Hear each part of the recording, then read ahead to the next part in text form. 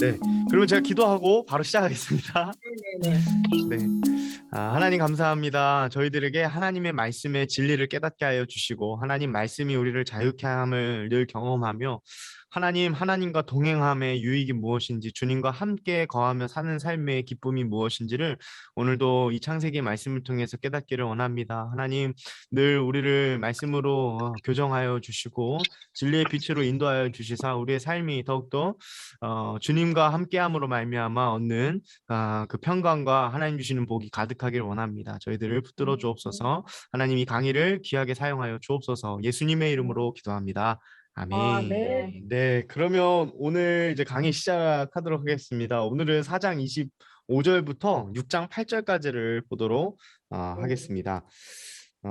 그래서 이제 목표는 창세기 11장까지로 제가 좀 산정을 해 보았습니다. 그래서 잠깐 복습을 하면 리뷰를 하면 우리가 이제 가인과 아벨의 어떤 그 사건, 아담과 하와에게 있어서 굉장히 비극적인 가족 안의 형제 살인 사건들을 조명을 했고 그 안에서는 범죄의 반복, 아담이 불순종했던 모습에서 더 나아가서 가인은 형제를 죽이고 또 하나님 앞에서 하나님이 물음에 거짓말과 책임 회피로 그렇지만 또 그런 가운데서도 하나님은 그 가인을 주님께서 만나 주실 뿐만 아니라 그에게 피할 수 있는 어떤 그 표도 주시면서 그렇게 그 안에서도 또 여전히 하나님은 은혜로 대하시는 모습들을 우리가 지켜봤고요. 그렇지만 유리하는 자라는 어떤 심판의 그 이야기, 그 책무들을 들었음에도 불구하고 가인은 성을 쌓고 스스로 에녹이라는 성을 쌓아서 스스로의 도성을 쌓고 자기 스스로를 하나님 없이도 이렇게 만들어 가려는 그래서 가인의 족보는 굉장히 자신들의 어떤 그 혁혁한 업적들과 함께 7대 손으로 7대 손으로 그렇게 이야기가 나와 있는 족보를 살펴보았고요. 그 중에 정점은 라멕이었죠. 라멕은 여기 지금 나와 있는 것처럼 아내를 2명을 맞이하게 됐고, 그래서 하나님께서 한 여자 한 남자의 만남을 하나님 말씀하셨음에도 불구하고 그런 부분들을 어겼고 또 라멕의 노래를 보면 남에게 노래에서도 자기 스스로가 아내들에게 외치듯이 거의 뭐 협박이죠. 협박과 어떤 강포의 어떤 선언으로 하나님 없이도 스스로를 변호할 수 있는 어떤 인간의 극한의 모습들까지도 우리가 보는 것으로 24절까지를 살펴봤습니다. 오늘은 25절에서 26절입니다. 25절에서 26절은 이러한 가인과 그리고 가인으로부터 시작된 어떤 가인의 족보를 마치면서 동시에 어, 다시 아담과 하와에게로 집중을 하는 듯 합니다. 이 나레이터가 그렇게 좀 수사학적으로 그렇게 기능을 배치를 의도적으로 한 것으로 보이죠. 그래서 이 25절은 다시 한번 하와의 잉태를 이야기하면서 창세기 4장의 1절 말씀 그리고 2절 말씀을 떠올리도록 합니다. 그러니까 이거를 우리가 이제 신학적인 용어로 인클루지오라고 하는데요. 수미상관이라고 하죠. 수미상관. 그래서 잉태로 시작된 가인을 낳았을 때의 어떤 하와의 일종의 약속의 씨를 이제 주셨나 보다. 장남에게 주셨나 보다라고 했던 어떤 일종의 하와의 그 표현들에서 좀 대조적인 모습을 25절이 보이고 있습니다. 25절을 보시면 아담이 다시 자기 아내와 동침함에 그가 아들을 낳아 그 이름을 셋이라 하였다. 이는 이 셋에 대한 명명의 이유를 이렇게 얘기하죠. 이는 하나님이 내게 가인이 죽인 아벨 대신에 다른 씨를 주셨다 함이며라고 되어 있습니다. 여기에서 우리는 신학적인 한 가지 거룩한 상상력을 좀 동원하여서 우리는 이렇게 좀 표현할 수 있을 것 같아요. 하나님께서 이 일련의 거대한 비극적인 일들을 통해서도 아담과 하와에게 일종의 하나님의 교정 작업을 하셨다라고 볼 수 있는 대목이기도 합니다. 어떤 교정 작업일까요? 약속의 씨, 여인의 후손을 통해서 하나님께서 분명히 구원하실 것이고 회복하실 것임을 분명히 얘기를 하셨죠. 심판 중에서 그런 말씀을 분명히 주셨습니다. 원시복음이라고도 하죠. 근데 그러한 부분들이 결코 사람의 인위적인 어떤 그리고 또 보여지는 것들에 의하여서 결코 이루어지지 않는다는 것을 하나님께서는 분명히 이번 사건들을 통하여서 아담과 하와에게 깨닫게 하셨던 것 같습니다. 그래서 이 하와의 표현을 보십시오. 이는 하나님이 내게 가인이 죽인 아벨 대신에 다른 씨를 주셨다. 그러니까 장남이 보기에도 가인이라는 이름 뜻에도 강인함 뭐 이런 뜻이 있다고 했는데 그러한 장나무를 통해서 이루어진 게 아니라 다른 씨 아벨 대신에 준 셋이라는 아들을 통하여서 하나님께서 이렇게 이어가시게끔 하시는구나라는 일종의 교정, 하나님의 그런 훈련들이 이 안에 의미가 내포가 되어 있는 것이죠. 셋이라는 이름은 근본이라는 뜻을 갖고 있습니다. 근본, 어떤 바탕 이런 뜻을 갖고 있어요. 근본, 바탕이라는 뜻을 갖고 있는데 이 셋이라는 이름과 여기 마지막에 주셨다라고 표현한 이 동사가 똑같아요. 음가가 똑같습니다. 그래서 이것도 세트예요, 세트. 읽을 때 주셨다. 그리고 이 이름도 셋이죠. 그러니까 그러니까 하나님께서 이 생명과 인간의 흥망성쇠에 대해서 지금 이제 하와가 하나님 주권을 고백을 하고 있는 것이죠. 이게 내가 한다고 잉태한다고 그 해산의 고통으로 나왔지만 사람의 어떤 번영과 하나님께서 생육하고 번성하게 하라고 하신 그것들을 이루어가는 것 역시도 그리고 또 회복케 하시는 것 역시도 하나님의 그 약속을 성취시키는 것 역시도 하나님이 주시고 하나님께서 이루셔야 한다라는 어떤 그러한 표현을 이 동사의 단어와 셋이라는 이름의 비슷한 운율을 통해서 지금 고백을 하고 있는 것이고 나레이터도 이러한 부분들을 약간 좀 의도적으로 배치를 했다라고 우리가 해석할 수 있겠습니다.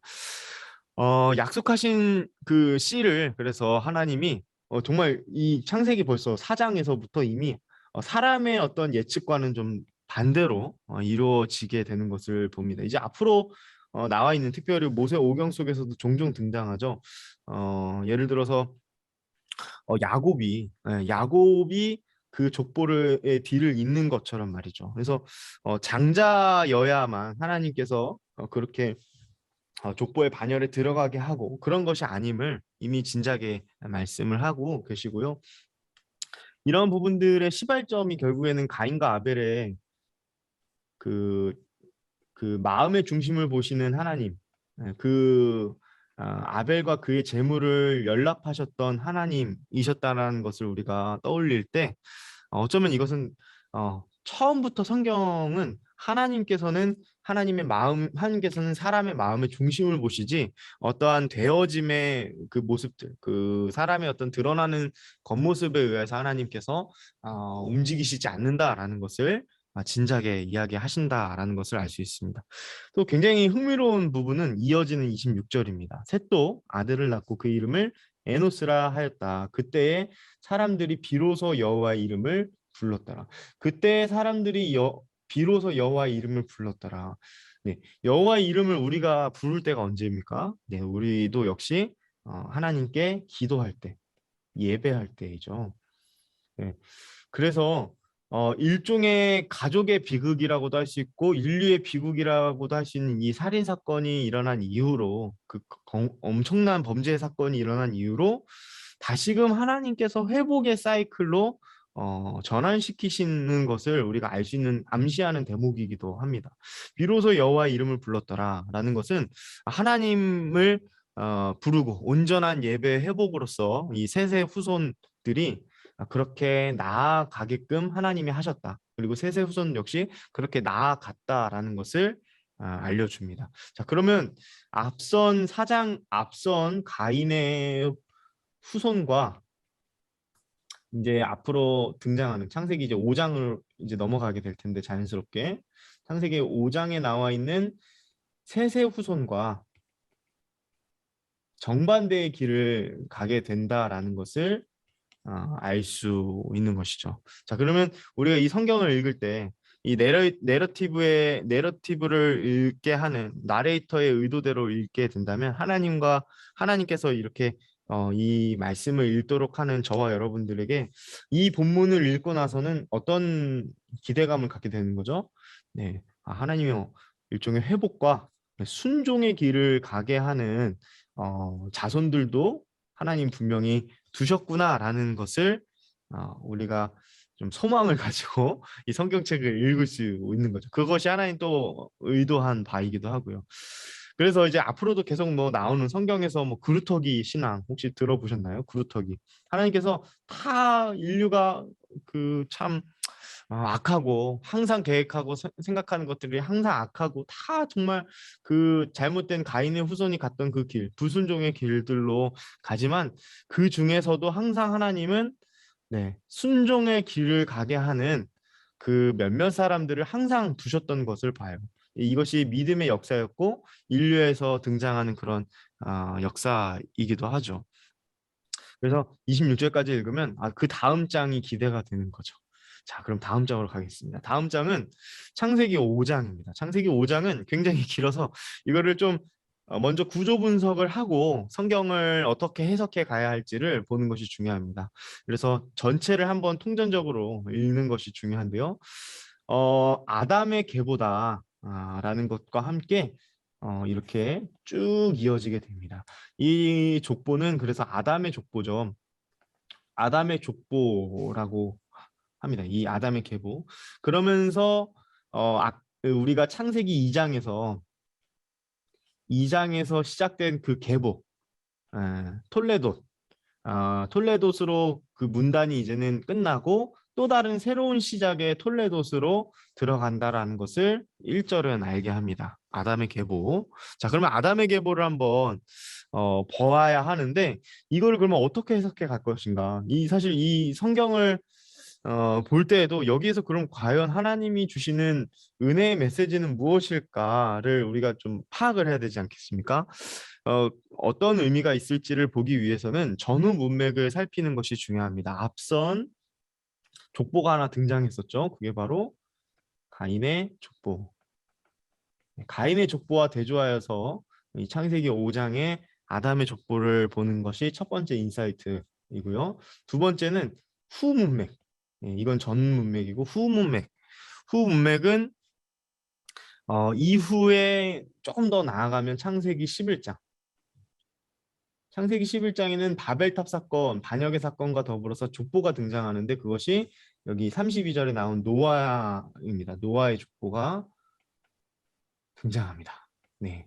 그러니까 이제 그래서 성경이 족보와 족보 사이에 계속 어떤 이야기들을 배치한다는 말이 크게 틀린 말은 아니죠. 왜냐하면 창세기는 그런 하나님의 역사들, 실질적인 일하심의 역사들이 일종의 의도를 따라 읽게끔 되어 있거든요. 그래서 이렇게 전후 문맥을 함께 살펴보시면 굉장히 큰 은혜가 됩니다. 이게 뭐 누구를 낳고 누가 죽었고 이런 부분들의 의미들을 살필 수 있죠. 자, 그러면 하나하나 가보겠습니다. 가인의 족보랑 비교해서 볼 때 우리가 얻을 수 있는 인사이트, 유익은 무엇일까? 의도는 무엇일까?를 살펴보겠습니다. 온전한 예배 회복으로 이 셋의 후손은 가인의 후손과 좀 다르게 나아갔다라는 것을 우리가 일종의 기대와 소망을 가지고 5장 1절로 들어가게 된다라고 말씀드렸습니다. 가인의 7대 족보, 여기서도 어떤 일종의 7일이라는 완전수, 상징성을 가진 완전한 하나님을 불순종하고 스스로를 도피성을 삼는 그런 모습으로 나아간 사람의 난폭성을 자랑하지만요. 이 가인의 족보가 반대로 이어지는 이 창세기 5장의 아담의 10대 족보는 10이라는 숫자를 썼어요. 그러니까 가인의 족보에서는 의도적으로 7명의 족장들을 내세우지만 창세기 5장에서는 10대 손을 배치합니다. 네, 요거는 지극히 의도성을 가지고 이야기를 하는 겁니다. 그러니까 아담부터 노아까지를 10대 손으로 누가 낳고 누가 살았고 죽었다라는 것을 배치한다는 거죠. 이 10이라는 숫자도 완전성을 상징하는 숫자일 수 있다. 제가 요 개요를 설명드릴 때 말씀드린 바 있습니다. 그래서 7과 10이라는 숫자의 상징성. 자, 그러면 그렇게 봤을 때 아담의 족보는 하나님의 의인의 길로 믿음의 길로 순종하는 사람들의 삶의 족보라고도 할 수 있죠. 하나님을 진정으로 아바드, 섬긴다. 섬기는 것이 두 갈래로 지금은 이제 극명하게 갈리는 거죠. 에덴 동산의 한 중앙에 있을 때는 경작하면서 이 경작이 곧 하나님을 섬기는 섬김과 동시에 피조 세계를 경작하고 가꾸는 것이 떨어지지 않았잖아요, 그렇죠? 하나님을 섬기는 일이 곧 그 하나님께서 주신 사명이었으니까 경작하라는 것이 그 아바드가 이제는 죄의 비극으로 에덴 동산에서 추방당한 이후에는 이게 굉장한 극명성을 달리게 되는 거죠. 경작과 예배가 이거 한번 적어볼게요. 경작, 예배. 이게 동일하게 아바드라는 히브리어 단어로 표현이 된다 했는데 이것이 이제는 정말 그 분명한 이 의지를 가지고 하나님께 순종으로 나아가지 않으면 다 가인의 족보의 길을 따라갈 수밖에 없게 되는 거죠. 그러니까 이 땅을 갈아서 수고하는 것도 굉장히 어려워졌을 뿐만 아니라 하나님을 아바드, 이 섬기는 것도 하나님을 예배하고 하는 것들도 정말 어려워진 거죠. 그렇지만 그 어려움을 딛고서도 이렇게 순종의 길로 나아갔던 10대 족보, 아담의 10대 족보를 일부러 배치를 그렇게 장을 달리해서 이렇게 배치를 하고 있는 것이죠. 자, 그러면 7과 10으로 이렇게 얘기를 했는데 아담의 족보는 우리가 창세기 4장에 보면 자, 16절부터 24절까지가 이 가인의 족보인데요. 가인의 족보는 낳고 누구를 낳고 누구의 조상이 되었고 이렇게 나와 있습니다. 그죠? 그리고 굉장히 람에게 이야기까지 봤을 때 굉장히 뭔가 좀 이렇게 이런 표현이 좀 맞을지 모르겠는데 좀 시끌시끌해요. 그죠? 자신들의 어떤 스피커가 시끌시끌합니다. 그렇지만 이 창세기 5장은 그런 얘기들이 없어요. 자신들이 스스로 막 이렇게 자신들을 스스로 내세우는 그런 이야기들은 없습니다. 네.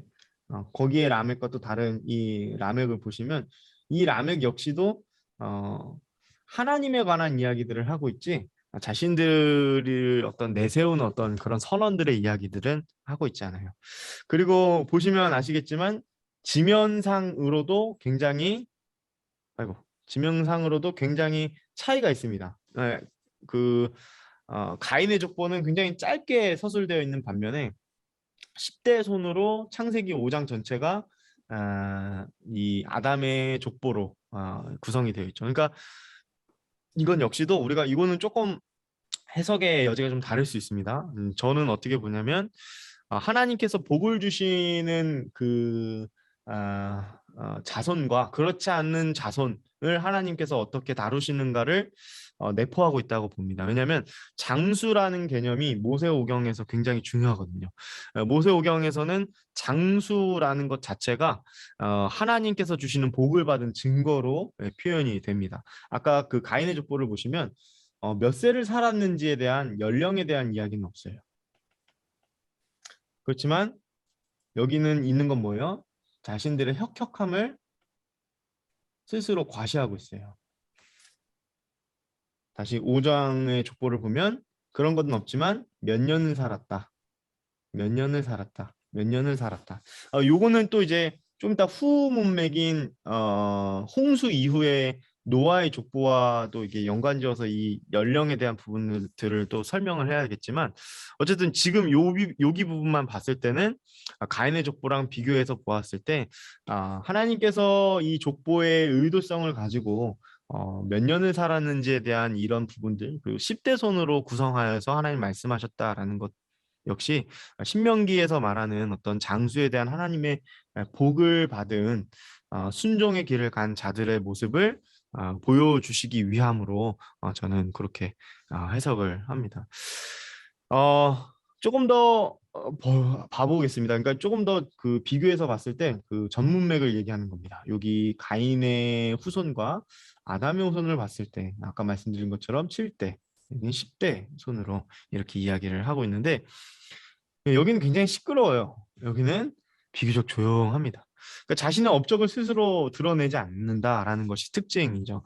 오히려 에녹을 보십시오. 에녹. 여기서 나오는 에녹. 이 에녹이 아니고 이 에녹은 뭐라고 얘기냐면 365년을 살다가 조용히 하나님과 동행하다가 조용히 하나님께서 그를 데려가셨다. 이렇게 얘기하고요. 시끄럽지 않아요. 그래서 이런 부분들도 극명한 차이를 보여주는 것 같습니다. 우리도 이걸 좀 적용을 하면 우리도 인생을 살아가다 보면 자기 스스로를 드러내고픈 마음이 왜 없겠어요. 그죠? 저희들도 무언가 혁혁한 공을 내세우고 싶고, 그렇지만 사실 하나님의 관점에서 봤을 때 천년이 하루 같고 하루가 천년 같은 우리 주님의 그 관점으로 우리가 인생을 이해하여 볼 때는 그런 것들이 얼마나 부질없는가. 그런 부분들을 우리가 좀 적용점을 삼으면 참 좋겠습니다. 억울한 일을 당해도 또 마음의 고통을 가지고 있어도 우리는 잠잠하게 하나님과 동행하는 것이 그것이 하나님께서 주시는 또 하나님께서 눈여겨보시고 기뻐하시는 삶의 모습이지 않을까. 저는 그렇게 또 적용을 나름대로 해보았습니다. 이 창세기의 새로운 문단을 시작하는 창세기 5장의 이 아담의 계보 이 부분들을 이렇게 우리가 서로 대조하면서 얻는 유익에 대해서 지금까지 나눴는데요. 반대로 11장에 나와 있는 족보랑도 한번 비교해서 보면 또 유익이 있습니다. 창세기 11장 노아에서부터 데라까지 이 데라까지 10세대 족보까지도 매칭이 돼요. 그러니까 여기도 10대로 돼 있지만 창세기 11장에서도 노아의 족보도 역시 10대 손으로 구성되어 있어요. 그래서 병행해서 읽도록 매칭이 되고 있는데 일종의 매칭은 이렇게 되어 있습니다. 이거는 제가 또 게리 시니처의 도표를 가져온 건데요. 여기 보시면 아담으로부터 노아까지 10세대, 노아부터 데라까지 10세대. 그런데 재밌는 것은 노아의 세 아들도 세 명이고 데라도 아들이 세 명이라는 것입니다. 이런 좀 참 어느 정도의 그 역사는 반복된다고 해야 될지 아니면 하나님께서 참 묘하게 이렇게 하나님이 인생을 계획하셨는지는 모르겠지만 이런 매칭들이 있고요. 또 더 흥미로운 건 뭐냐면 창세기 5장의 아담의 족보 이후에 거대한 전 세계적 사건이 일어나죠. 그것이 무엇이냐면 홍수입니다. 그렇지만 또 역시 역사는 반복된다고 이 창세기 11장에 노아의 족보의 이전에 어떤 전 세계적 사건이 있었나요? 네, 바벨탑 사건이 있습니다. 이거는 굉장히 의도성이 있는 것으로 보여져요. 왜냐하면 족보 어떤 인류를 대표하는 그 정말 중요한 순종과 불순종의 삶을 살아가는 대표하는 어떤 족보가 배치가 되고 이게 어떻게 보면 좀 굉장히 개인적이고 지극히 지역적인 것으로 뭐 생각할 수도 있겠지만요. 그렇지만 그러고 나서 전 세계적인 어떤 사건이 배치가 되고 그리고 나서 또 다시 한번 11장에서 똑같은 방식으로 기술이 되어 가면서 나중에는 아브라함에게 이렇게 가게 되거든요. 이런 부분들은 충분히 11장과 5장을 병행해서 읽어야 하는 이유가 되기도 합니다. 음, 그래서 다시 이 오른쪽에 있는 도표를 보시면 노아의 이 뒤를 이어서 셈, 쭉 또 이렇게 이어지고 데라까지 이어지는 것을 보면서 아브라함 네, 이제 아브라함이라는 새로운 인물이 등장하기까지 이 인류의 역사 또는 아담의 계보의 역사를 이야기하고 있습니다. 되게 재밌는 것은요. 우리가 다시 이제 5장으로 돌아와서 이제 지금 어떤 작업을 한 거냐면 전후 문맥에서 족보를 비교해 보면서 얻는 유의, 병행해서 읽었을 때 과연 이 나레이터가 어떠한 의도를 가지고 이 말씀들을 우리가 읽어야 읽게끔 하는지를 우리가 좀 살펴봤습니다. 하나님의 의도성도 우리가 살펴본 거고요. 성경적인 그랬을 때 우리가 또 여기서 주목해 봐야 되는 것이 비단 오래 살았다 장수에 대한 이야기도 있지만 특별한 공식이 있어요. 이 족보를 기술하는 공식이 있는데 그것은 무엇이냐면 누구를 낳았다. 누구를 낳았고 그 사람을 어, 낳은 후에 몇 년을 지냈다. 낳았고 지냈고 죽었다. 낳았고 지냈고 죽었다. 낳았고 지내고 죽었다. 낳았고 지내고 죽었다. 낳았고 지내고 죽었다. 계속 이렇게 반복이 되는데 변칙이 하나 있어요. 그게 바로 7대 손인 에녹입니다. 에녹. 네, 일곱 번째에서는 여기서는 없어요. 그러니까 낳긴 한데 낳았긴 한데 네, 여기 하나님께서 데려가셨다. 그러니까 이 죽음이 없는 거죠. 그리고 또 변칙이 또 어디에 있냐면 열 번째 라멕이 있습니다. 라멕도 낳았는데 여기서는 또 특별히 다른 데서는 그런 얘기가 없었는데 노아를 낳으면서 그것에 대한 어떤 의미, 우리가 이름에 대한 의미가 굉장히 중요하다고 살펴봤는데 여기서도 그런 얘기가 나와요. 여호와께서 땅을 저주하심으로 수고롭게 일하는 우리를 이 아들이 아니하리라 하면서 낳았다라고만 되어 있고 노아에 대해서 얘기할 때요. 노아에 대해서 낳았는데 여기는 낳았고 죽었다는 말이 없어요. 노아에 대해서는. 그죠? 예.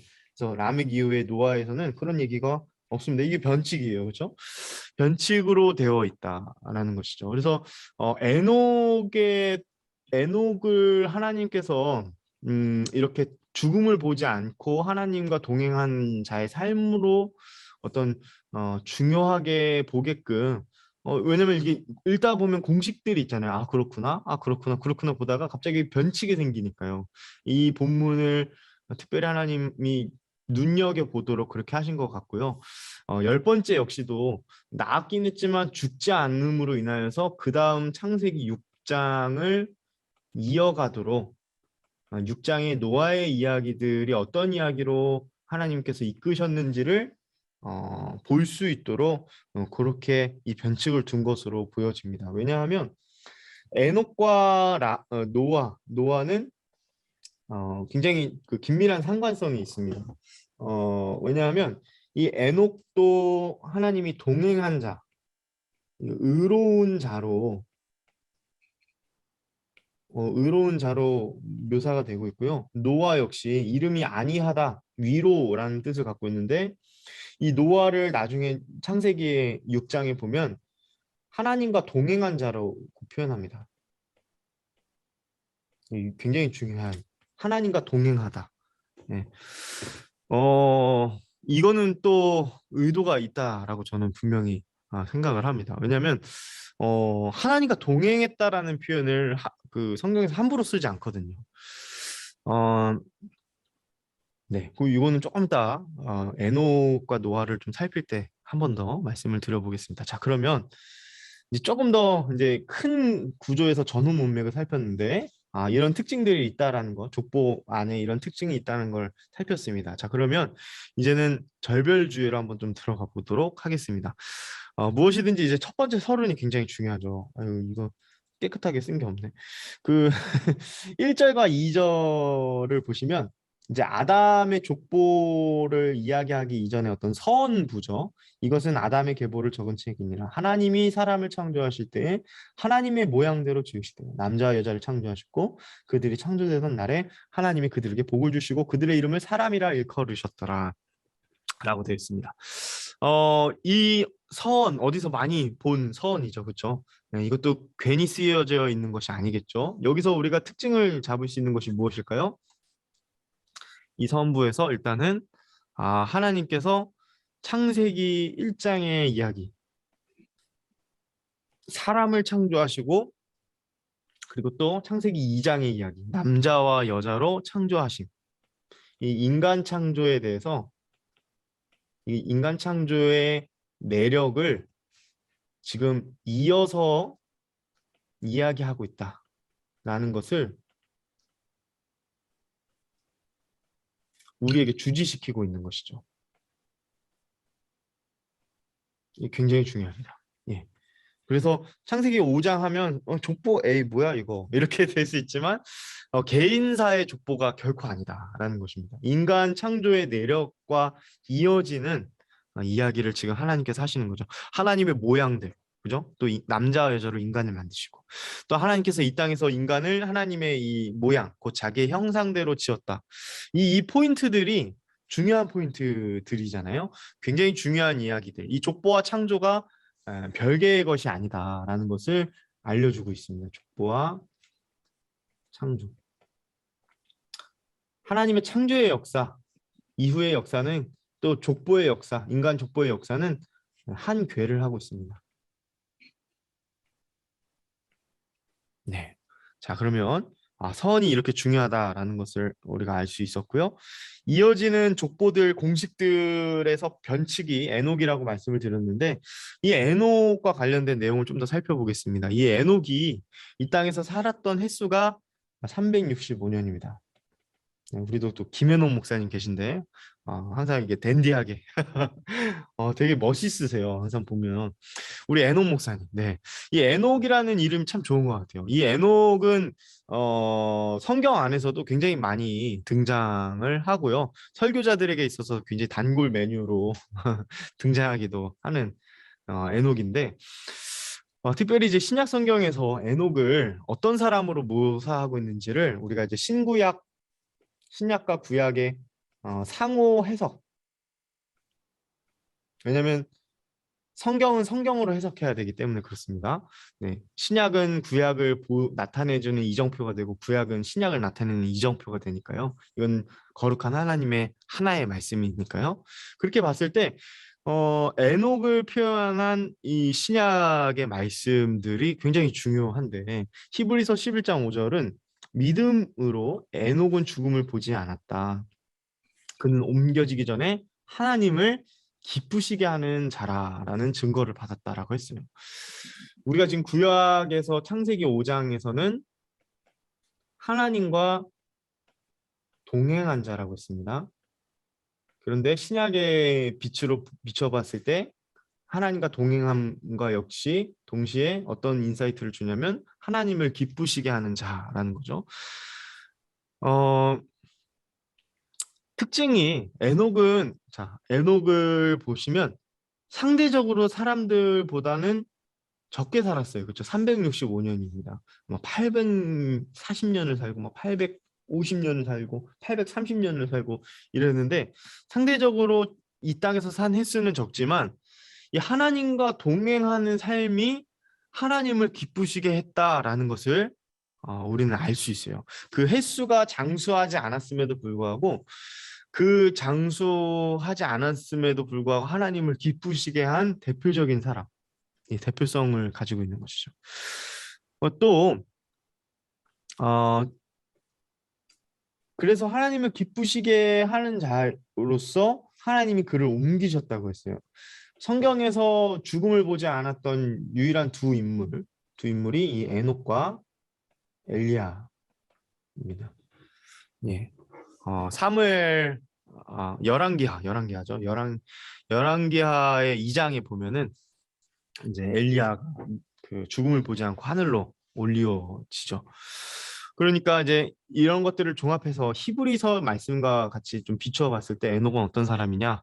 네, 믿음을 가진 살아있는 믿음을 소유한 자로 여겨지는 거죠. 그런데 더 흥미로운 건 우리가 좀 잘 모르는 이 믿음장은 잘 알잖아요. 근데 이제 에녹에 관련된 또 중요한 본문이 하나 더 있는데요. 유다서입니다. 유다서 1장 14절에서 15절 말씀 보면 아담의 7대손 에녹이라고 되어 있어요. 굉장히 흥미로워요. 성경을 연구하는 사람의 입장으로서는 이런 부분들을 놓치지 않았다는 거죠. 아담의 7대손 에녹이 이 사람들에 대하여도 예언하여 이르되 이 사람들은 경건치 않은 자들을 말합니다. 보라, 주께서 그 수만의 거룩한 자와 함께 임하셨나니 이는 뭇사람을 심판하사 모든 경건하지 않는 자와 경건하지 않게 행한 모든 경건하지 않는 일과 또 경건하지 않은 죄인들이 주를 거슬려 한 모든 완악한 말로 말미암아 그들을 정죄하려 하심이라 하였느니라라고 돼 있어요. 그러니까 지금 15절 말씀, 14절부터 여기부터요.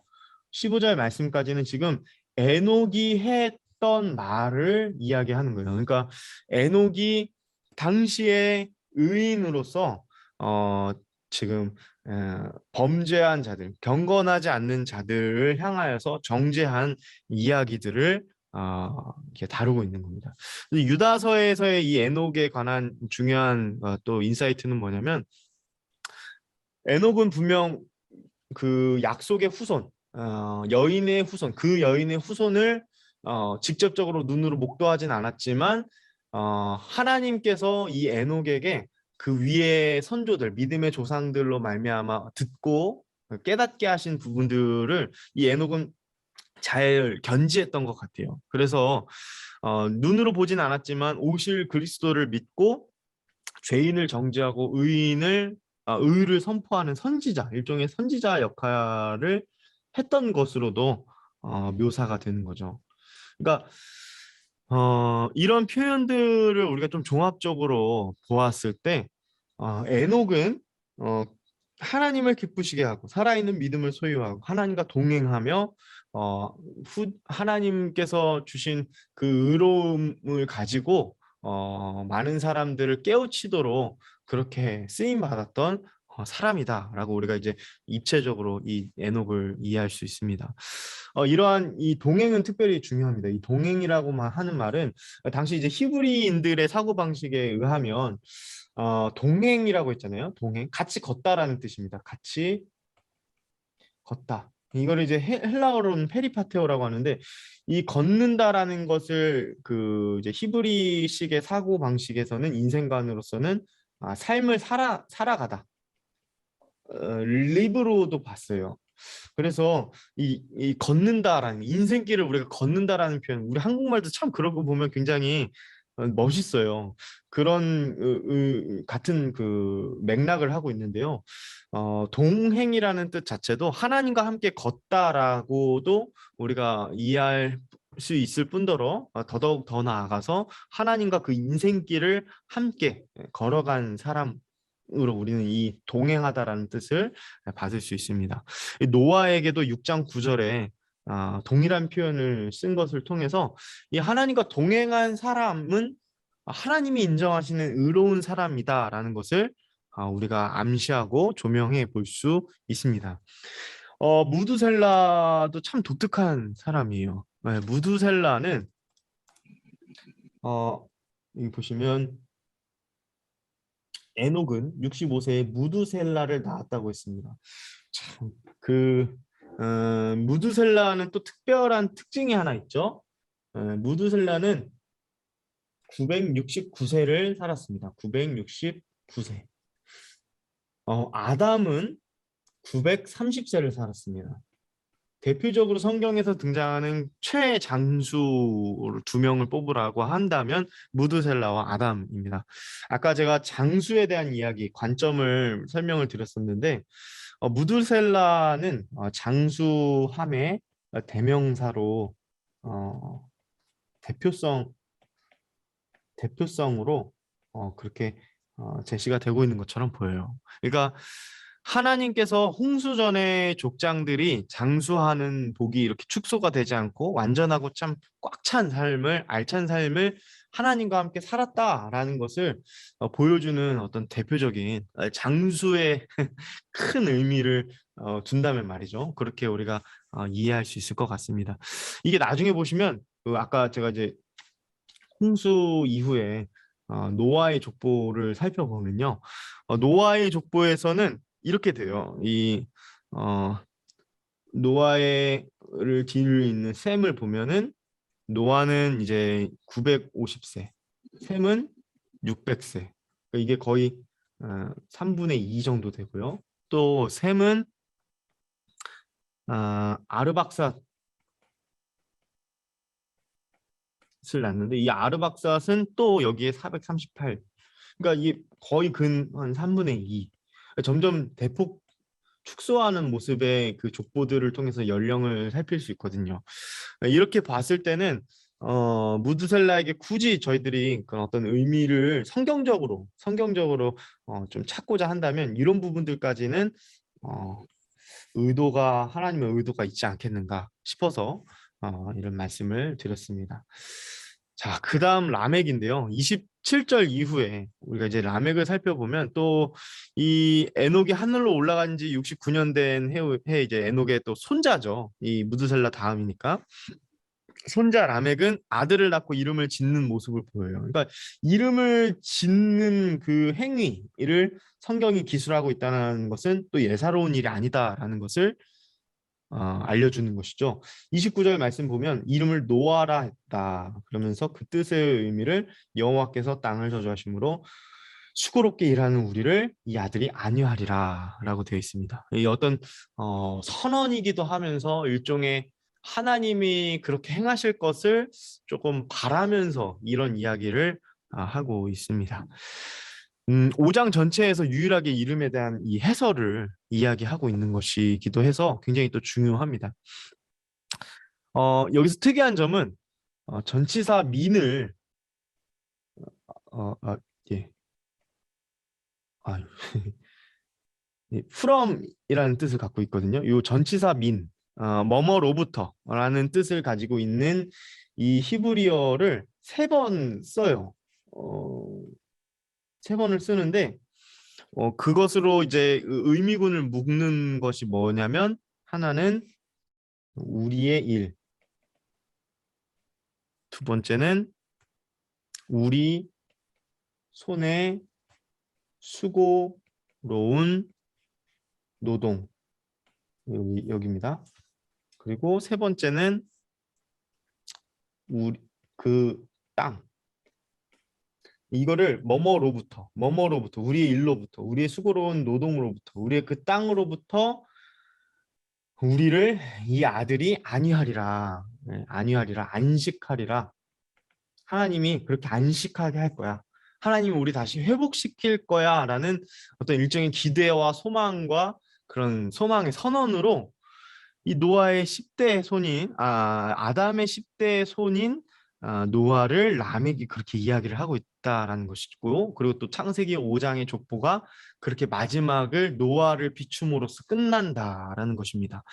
여기서 되게 되게 흥미로운 것은 목사님 잠깐만요. 저기 좀 이상해가지고 네. 라멕인데 이름을 노아라 하여 이르되 그 라멕하고 무슨 상관이 있죠? 노아하고 이게 지금 네 이해가 안 돼가지고 예, 여기 그 28절에 보면 예. 라멕은 예.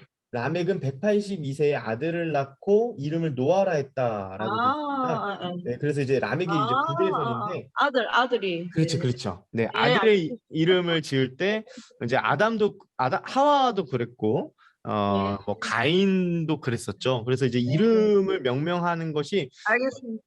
예. 네, 그래서 이제 그렇게 되는데 이 이름에 가지고 있는 뜻 가운데 이제 요 부분들이 굉장히 좀 흥미로워요. 왜냐하면 하나님께서 심판의 결과로 땅을 수고롭게 해야만 우리 경작물들을 얻을 수 있게 된다고 했고, 특별히 또 가인이 범죄했을 때도 더욱 더 중한 그 죄로 땅에 더 수고로움을 더할 것이라고 얘기를 했었는데, 이 땅이 얼마나 그 고대했는지를 우리가 좀 유추해 볼 수 있습니다. 예, 이러한 수고롭게 여호와께서 땅을 저주하심으로, 예, 그러니까 참 살기 녹록지 않았겠구나. 이 심판의 결과가 굉장히 혹독했구나라는 것을 알 수 있으면서 동시에 이 믿음의 세대, 특별히 하나님의 약속을 굳게 붙들면서 이 믿음의 그 계보를 이어간 그 가족들, 사람들이 이러한 부분들을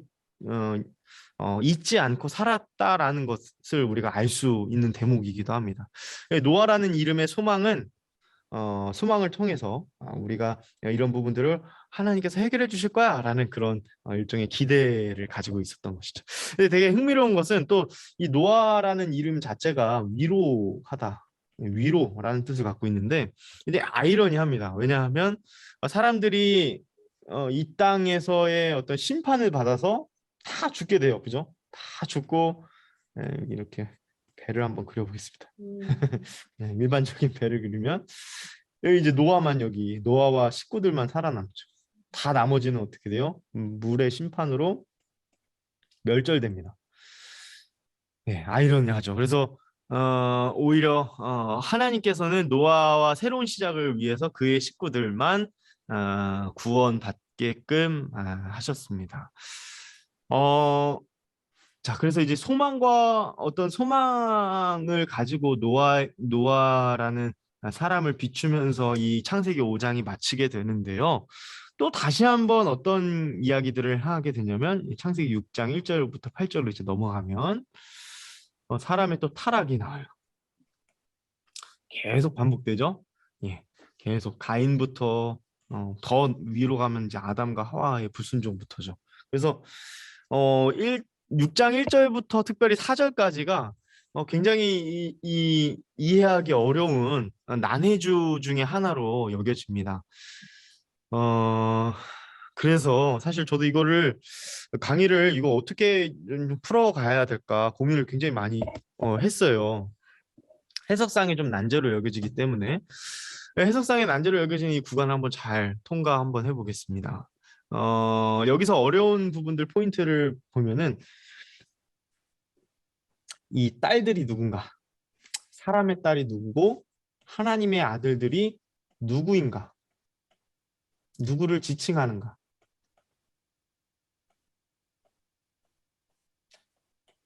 네, 이 부분 그리고 또 두 번째 이 땅에서 다시 한번 네피림을 얘기하는데 네피림이 결국 이제 밑에 이제 나와 있는 좀 용사 명성이 있는 사람들이라고 나와 있는데 이 네피림이 누구인가? 이게 도대체 이 사람의 아들, 사람의 딸들이 누구고 하나님의 아들들이 누구고 네피림이 누구인가가 굉장히 난해줍니다. 그래서 어, 먼저 하나님의 아들들부터 한번 살펴보겠습니다. 이 하나님의 아들들이라고 했을 때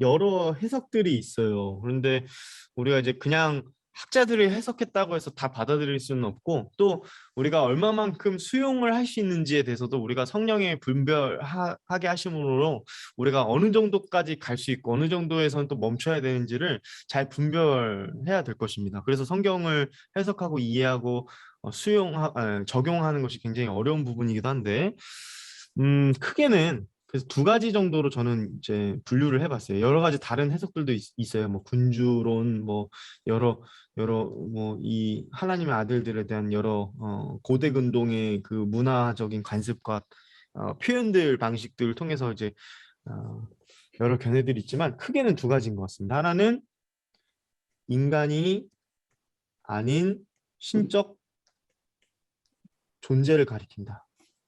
입니다. 그리고 두 번째는 족보 이야기가 나왔으니 족보 이야기들 사이에 또 이 이야기들이 또 있기 때문에 이것은 인간을 지칭을 한다. 특별히 인간도 요 두 부류로 또 나눠지긴 합니다. 그래서 이렇게 크게는 두 가지로 볼 수 있을 것 같아요. 그래서 첫 번째 이게 좀 전통적이고 굉장히 좀 여러 부분에서 이렇게 해석을 해온 부분이 있는데요. 이 인간이 아닌 존재, 신적인 존재라고 해석하는 견해들이 굉장히 많습니다. 고대 번역본들이 대부분 이렇게 해석을 합니다. 그러니까 신적 존재, 천사. 아이고, 예, 아이고, 예, 뭐가 전화가 갑자기 통화가 죄송합니다. 예, 이 천사가 육체의 어떤 몸을 입고 사람의 딸들과 결합했다, 뭐 결혼했다. 그래서 잉태해서 사람을 낳았다. 그래서 이제 네피림까지도 이게 이어져서 네피림은 일반적인 사람과는 다르게 좀 거구이고 굉장히 월등한 신체 조건을 갖고 있다. 이런 신체 조건을 지지할 수 있는 본문은 또 이 민수기나 그런 데 보면은 어, 그 가나안 땅의 사람들을 지칭할 때 네피림이라는 단어를 썼다. 이렇게 이어지거든요. 이런 어떤 흐름들이 있는데 어, 이게 또 과연 정말 그렇게 볼 수 있을까? 요거를 제가 어느 정도 풀어놓고 그 다음에 한번 결정을 해보겠습니다. 고대 번역들이 이런 해석들을 많이 지지한다. 그리고 두 번째, 어, 성경 안에서의 자증적인 요소들은 무엇이 있는가 가만 보면 욥기서 1장 6절, 2장 1절, 그리고 다니엘서 3장 25절 이런 데서 신들의 아들과 비슷한 용례다. 하나님의 아들이. 그렇기 때문에 이거는 천사들을 가리킬 수 있다라고 보고요. 또 세 번째는 조금 더 나아가서는 유대 문헌 중에 뭐 에녹일서, 또 르우벤의 유언이라는 또 책이 있습니다. 이런 데에서 보면은 이런 부분들을 지지하고 있고 또 이제 아까도 고대 해석이라고 했는데 이 고대 해석 중에서도 이제 코덱스 알렉산드리아누스라고 굉장히 오래된 LXX 사본이 있습니다. 요 72년 헬라어로 되어 있는 구약 성경인데 헬라어로 되어 있는 이 사본도 이러한 해석을 하고 있습니다. 그래서 이제 신적인 존재다. 그런데 여기도 또 두 부류가 있어요. 어떤 천사들이라고 하는데 조금 더 나아가서 이 천사가 좀 타락한 천사들이라는 겁니다. 마귀라는 거죠, 마귀. 여기서 말하는 하나님의 아들들은 마귀를 말한다. 왜냐하면 여기 보시면 지금 이제 그 다음 5절부터 8절의 이 주요 문맥에 이야기하고자 하는 바는 뭐냐면 하나님께서 사람의 죄악이 세상에 가득했고 그의 마음을 생각하는 모든 계획이 항상 악했다. 그러니까 지금 이제 사람의 번성이 결국에는 죄악의 관영으로 이어짐을 지금 이 6장 1절부터 8절까지 얘기를 하고 있거든요. 그렇기 때문에 이런 부분들을 봤을 때 이 부분은 타락한 천사를 이야기할 수 있다라고 이렇게 더 나아가기도 합니다. 그러니까 이제 그러면 이 타락한 천사, 이 인간의 결합, 그래서 네피림이랑 거인 육체 이렇게 지금 이어지게 되는 거죠. 그런데 이제 반론을 좀 펼쳐본다고 한다면 과연 이것이 지금 우리가 이제 창세기의 주요 논점이 무엇이었습니까? 지금 이 앞에서 1장부터 5장까지만 보아도 천사는 비중이 없어요. 천사는 비중이 없어요. 땅과 하나님이 이 땅도 중요하게 여기시는 이유가 무엇이었습니까? 인간의 순종과 불순종의 길을 이야기하면서 인간에게 포커스가 맞춰져 있고 대리 통치자로서 하나님이 주신 그 사명, 그것에 또 하나님이 맺어주신 또 어떤 심판과 언약 이런 부분들 포커스가 있지 천사에게는 비중이 전혀 없거든요. 그래서 이것을 전후 문맥에서 이거를 이렇게 구체화시킬 수 있을까라는 의구심이 있고 두 번째는 과연 천사들이 인간과 결합하는 것은 하나님이 그런 능력을 주시고 또 이 자체를 허락하셨을까에 대한 부분에는 좀 의구심이 있는 거죠. 마태복음 22장 30절에 보면은 신적인 존재들에 대해서 예수님께 질문을 하죠. 질문을 했을 때 그때는 장가도 아니 가고 시집도 아니 간다. 그런 얘기들을 했을 때 예수님께서 그렇게 증언하신 것들을 또 우리가 참고해 봤을 때 과연 이것을 천사로 볼 수 있을까? 두 번째. 자, 그럼 두 번째는 이 인간인데 사람을 가리키는 언어로 이해하는 것이죠. 그래서 왕족들로 이해할 수 있다. 왕족들을 표현할 때 하나님의 아들들이라는 표현을 쓸 수 있다. 또 어떤 분들은 셋의 후손이다. 왜냐하면 그 다음 이제 셋의 후손을 이야기하기 때문에 그렇죠. 다음 장에서 그 이전에 이제 셋의 후손의 이 연장선상에서 죄송합니다. 그렇게 이야기를 하고 있는 것이기 때문에 이게 자연스럽게 연결이 된다 이렇게 보는 것이죠. 그래서 하나님의 형상을 입은 아담 그리고 또 하나님의 형상으로 셋을 표현할 때 그렇게 표현을 했었어요. 사장에 그렇게 보았을 때 이러한 모습들을 이어서 하나님의 아들들로 셋의 후손을 이야기를 하는 것이다라고 보는 것이죠. 이런 부분들을 누가 해석을 했냐면 이게 이제 우리가 이제 존 칼빈이 종교개혁자가 이렇게 해석을 합니다. 또는 이게 셋의 후손이 아니라 가인의 후손일 수도 있다. 예, 딸들의 사람의 딸들을 굉장히 부정적인 언어로 표현하고 있기 때문에 그렇습니다. 그래서 말하자면 셋의 후손을 하나님의 아들들로 보는 거 그래. 오케이. 거기까지는 인정할 수 있어. 그런데 사람의 딸들은 가인의 후손들로 보여지고 그 가인들의 후손 불순종의 길로 갔던 가인의 후손들의 유혹에 이끌렸던 셋의 후손들일 수 있을 거야. 이렇게 좀 더 나아가는 해석을 하는 학자들도 있습니다.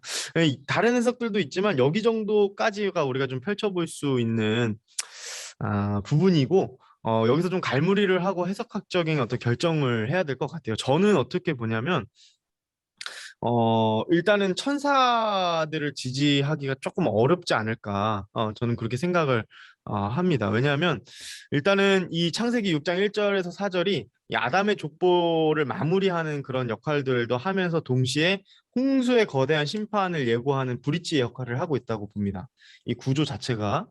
그래서 아까 말했던 어떤 그 셋의 후손들을 잇는 어떤 모습들로 우리가 이해할 수는 있다. 그렇지만 사람의 딸들이 그러면 셋의 후손이냐 아니면 가인의 후손을 의미하냐 이거는 우리가 지면에 나와 있는 말씀으로는 정하기는 어렵다. 다만 인간의 그 중심으로 이야기하고 있는 것은 분명해 보인다라고 저는 해석을 하고요. 3절 말씀 보면은 나의 영이 영원히 사람과 함께하지 아니하리니 이는 그들이 육신이 됨이라. 그러나 그들의 날은 120년이 되리라 하시니라라고 되어 있는데 이 120년이라는 짧은 수명의 그 어떤 선언, 하나님의 그 선언이 저는 의미가 있다고 보고요. 하나님의 영이 떠났을 때 실제로 사람의 인생에 혼돈이 찾아오고 실제로 사람의 수명, 이 장수 계속 얘기를 했는데 장수하지 못하는 것을 보게 되죠. 그래서 실제로 우리가 창세기 1장과 이것을 연결지어 봤을 때 하나님의 영이 수면 위에 운행하심으로 하나님께서 질서 있게 창조하셨던 것과 대조적으로 하나님의 영이 떠났을 때 인간이 얼마나 비참해지는가, 육체만 함께 할 때는 어떻게 되는가를 좀 나타내 보이고, 이 120년의 시간을 홍수를 보내기 전에 일종의 이 인간에게 허용된 유예 기간으로 이제 칼빈과 루터는 해석을 하는데 뭐 거기까지 나가지 않더라도 분명한 것은 사람을 지칭하고 사람에 대한 이야기들을 하고 있다. 저는 그렇게 봅니다. 벌써 11시 7분이네요. 그러면 그 6장 4절에서 네피림은 저는 어떻게 해석하냐면 이 민수기 13장에서 네피림을 우리가 이게 연결지어서 보아서 여기 고대의 영웅이고 또 이렇게 여기 본문에서 굉장히 그런 모습들로 나와서 무조건 우리는 좀 거구의 어떤 그 체격이 강성한 어떤 고대 우가리 문헌이나 이런 문헌에서 나오는 그런 모습들로 우리가 이제 생각하는데 꼭 그렇게 볼 수 있는가? 좀 거기에 의구심이 있고요. 왜냐하면 가나안 땅에서의 그 표현이 그런 거대함을 표현할 수도 있지만 여기서 말하는 것은 지금 골자는 하나님이 마음에 한탄을 하셨다. 6절에 한탄했고 이 한탄의 이유는 사람이 타락했기 때문이다라는 부분을 분명하게 지칭하기 때문에 거구인지 아닌지 실제 거구일 수도 있어요. 거구가 아니라는 말은 아닙니다. 근데 거구일 수도 있다. 그렇지만 여기서의 주요 골자는 하나님의 말씀을 불순종하고 타락한 사람들, 이 땅의 죄악이 관영하게 된 사람들을 지칭하는 그런 좀 모습으로 네피림을 앞세우고 있는 것이 아닌가. 그렇게 저는 근전 문맥으로 봤을 때는 그렇게 저는 해석을 합니다. 그래서 물론 고대의 영웅들이고 유명한 자들이었죠. 그렇지만 하나님은 한탄하셨다. 이 나함이라고 이제 히브리어로 하는데 후회하고 뉘우치다라는 표현이에요. 그래서 하나님이 근심과 고통을 신인동령론적인 표현으로 이렇게 표현을 하셨는데 마음이 많이 아프셨다라는 거죠. 그래서 마음이 많이 아프셨다. 이 마음을 아프시고 이게 후회하셨다라는 이 표현들은 결국에는 나중에 하나님께서는 자신이 앞으로 인간의 그 인간사에 하나님은 언제든 자신의 뜻을 이렇게 바꾸시기도 하는 하나님의 그 주권에 따라 그렇게 하실 수 있는 모습들을 내포하고 있는 것이죠. 사람의 뉘우침과 하나님의 뉘우침은 또 다르잖아요. 그죠? 우리는 뉘우친다고 해서 우리의 인생의 길을 스스로 바꿀 수는 없지만 하나님은 미래의 길을 바꾸실 수 있으니까요. 그래서 이 나함은 소선지서에서도 굉장히 많이 나오거든요. 이런 부분들이 하나님이 그래서 이제 얼마나 이 죄악의 관영함이 얼마나 아프셨는지, 마음이 아프셨는지, 그로 인해서 홍수의 시발점이 되는 거죠. 홍수 심판의 시발점. 그렇지만 여기에서도 또 8절은 노아를 강조하면서 그러나 노아는 여호와께 은혜를 입었더라. 네, 일종의 소망과 인류의 희망의 여지를 남겨두면서 마치게 됩니다. 그래서 정리하면 우리가 좀 일종의 신비의 영역으로 어느 정도 우리가 해석할 수 있는 부분들의 어떤 여러 견해들은 있지만 어느 정도의 또 갈무리가 좀 필요하다. 저는 개인적으로는 이 인간으로 하나님의 아들들을 보고 그렇게 해석을 한다. 그렇게 말씀을 드렸습니다. 네, 오늘 여기까지 하시죠. 저도 시간이 네. 너무 없어서. 네. 네, 그러면 제가 기도하고 마치도록 네. 하겠습니다. 네. 좋으신 하나님 감사합니다. 하나님의 말씀은 언제나 활력이 있고 우리의 마음에 깊은 곳을 쪼개고 우리의 잘못된 생각들을 다시 한번 돌이키게 하는 주님의 살아있는 말씀인 줄 믿습니다. 하나님, 오늘도 특별히 족보를 살펴보면 또 하나님께서 죄악이 관영할 때에도 하나님은 소망과 희망을 주셨음을 보면서 우리가 앞으로도 살아가야 할 길이 하나님과 동행하는 것이고 또 하나님 말씀에 순종할 때 하나님은 그 신실하심으로 약속을 이루어 가시는 것을 우리가 살펴볼 수 있었습니다. 주님, 우리가 언제나 우리 이 땅에서의 삶은 우리 스스로를 바라볼 때 희망이 없고 소망이 없지만 늘 죄악뿐이지만 하나님, 우리가 눈을 들어 하늘을 바라보며 주님을 바라볼 때 주님께서 행하시는 일들 가운데서 소망과 우리가 희망을 찾게 됩니다. 주님, 오늘도 그러한 삶을 살게 하시고 하나님께 소망을 두어 살아가는 인생 되게 하여 주옵소서. 예수님의 이름으로 기도합니다. 아멘. 아멘.